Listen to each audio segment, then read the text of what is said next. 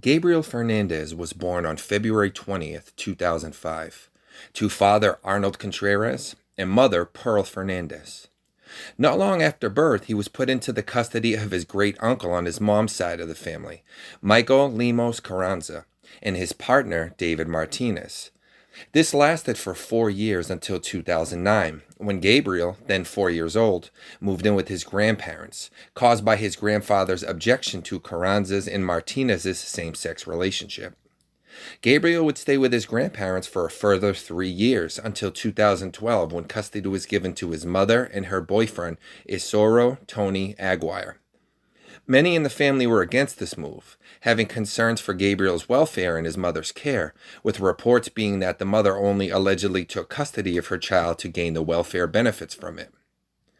These concerns would unfortunately prove justified, as poor Gabriel was abused and tortured for the duration of the 8 months he lived with his mother and Aguirre, including being forced to eat his own vomit, eat spoiled and expired foods, forced to eat cat litter and feces, being burned all over his body, being beaten regularly until his bones broke, being shot with a BB gun all over his body, including his face and groin, being pepper sprayed, burned with cigarettes, and being given freezing cold baths, and even being bound and gagged and forced to sleep in a small cupboard.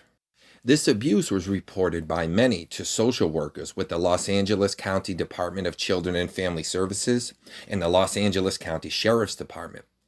Despite these reports, though, no action was ever taken in removing Gabriel from the dangerous home. This would later lead to loss of scrutiny on Los Angeles County Social Services, ultimately leading to 4 social workers being criminally charged in LA Superior Court. Gabriel was not an only child. He had siblings, but he was the only one in the family to receive this abuse. This was reportedly because Aguirre believed Gabriel was homosexual, though there was never even really any evidence to support that belief. Young Gabriel's siblings would later recount that their parents would laugh while they abused him. On May 23, 2013, Pearl Fernandez and Isauro Aguirre gave Gabriel a beating so severe that he was transported to the hospital by emergency services. The brave young boy held on for 2 days, but on May 24th he was declared brain dead and taken off life support at Children's Hospital of Los Angeles. The autopsy of the 4'1", 56-pound boy would show his cause of death to be blunt force trauma commingled with malnutrition and neglect. Pearl Fernandez and Aguirre had been arrested the day before, with the mother being charged for felony child endangerment and Aguirre for attempted murder. But when Gabriel died the next day, both were then charged with first-degree murder with special circumstances of torture, and prosecutors pursued the death penalty. On February 15th of 2018, Pearl Fernandez pled guilty to her charge as part of a plea deal to avoid the death penalty, and was sentenced to life imprisonment without the possibility of parole. "I want to say I'm sorry for what happened," she said in court. "I wish Gabriel was alive. Every day I wish that I would have made better choices. I'm sorry to my children, and I want them to know that I love them." Isauro Aguirre, however, pled not guilty to the charge, and the case was prosecuted by Deputy District Attorney John Hatami and Scott Yang. In September 2017, jury selection began for the case, with the jury being comprised of 7 women and 5 men. In the trial, Hatami called Aguirre pure evil, saying he deserved the death penalty and that even that doesn't compare to what he did to Gabriel. Isauro Aguirre's defense attorney, John Allen, argued that Aguirre was considered to be, quote, kind and compassionate by those with whom he worked, which was incredibly as a caregiver and driver at the Woodland Park Retirement Hotel.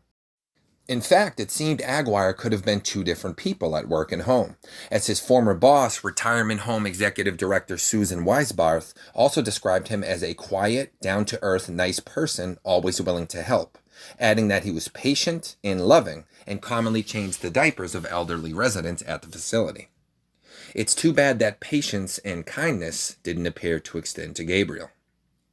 Jury deliberation began on November 14, 2017, and a verdict was reached the very next afternoon, finding Aguirre guilty of first-degree murder and the circumstances of the torture charges.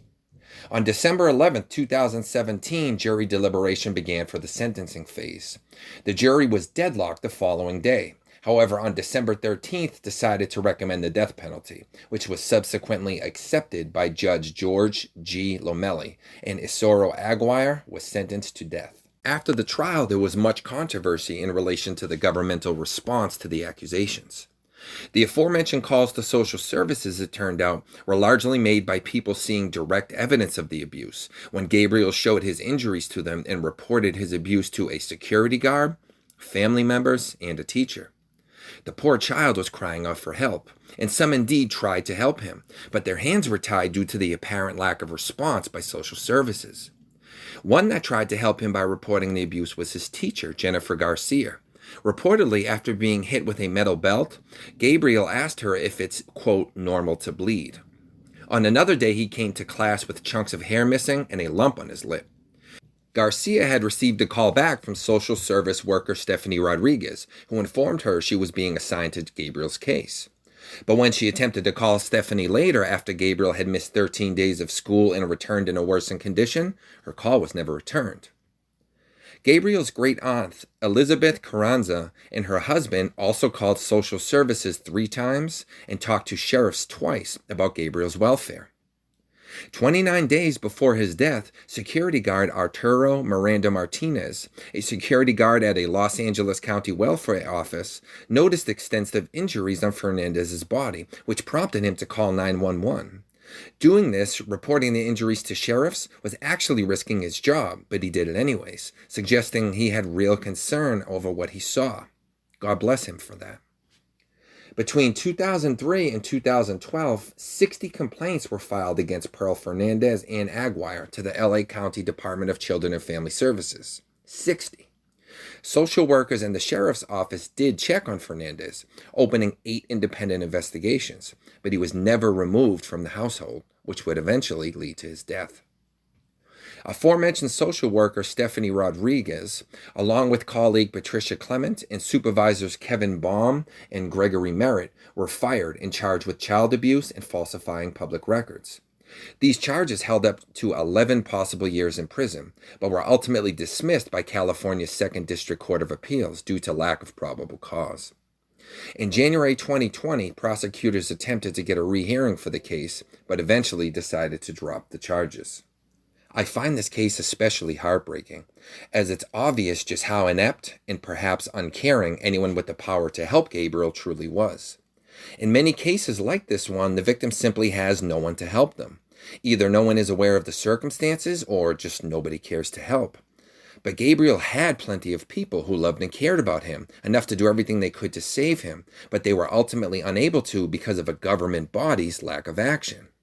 From multiple family members not only reporting abuse on numerous occasions, but also even taking him in, to a caring teacher, right down to a security guard who didn't even know him, willing to risk his own livelihood to help save an innocent life. Many people cared. The universe was sending every sign in the world that something needed to be done. But those in power did nothing, making this case even more tragic. Isauro Aguirre, working as a caretaker, at first seems so odd given his behavior towards Gabriel, and it's even stranger to learn he was spoken of highly in this regard, until we compare this case to other similar cases and realize just how common it is for these psychopathic, narcissistic types to be able to blend into society like chameleons and live completely separate lives with conflicting actions and morals. In the end, Gabriel's tormentors got just what they deserved, though nothing could ever make up for cutting short the precious life of an innocent child. Hopefully his rewards up above make up for what was taken from him in this life. Rest in peace, little guy. I'm Jason Hebert, and I'll see you next time.